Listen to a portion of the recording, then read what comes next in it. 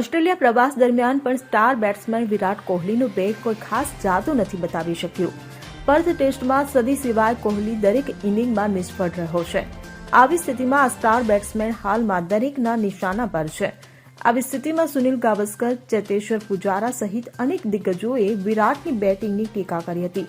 ત્યારે વિરાટને લઈને આવા જ એક નિવેદનને લઈને હોબાળો થયો હતો, જેમાં સૌથી વધુ ભૂતપૂર્વ અનુભવી લેગ સ્પિનર અને ભારતીય ટીમના કોચ અનિલ કુંબલેનું નિવેદન હેડલાઇન્સ બન્યું. અનિલ કુંબલેના નામે સોશિયલ મીડિયા પર ફરતા આ નિવેદનમાં વિરાટની ભારે ટીકા થઈ હતી.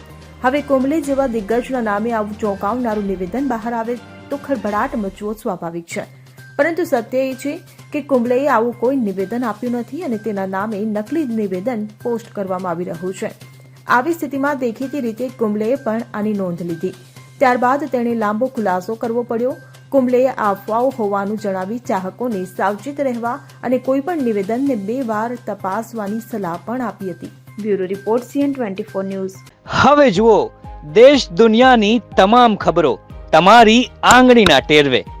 ઉઠાવો મોબાઈલ અને Google Play Store પરથી ડાઉનલોડ કરો અમારી CN24 ન્યૂઝ મોબાઈલ એપ.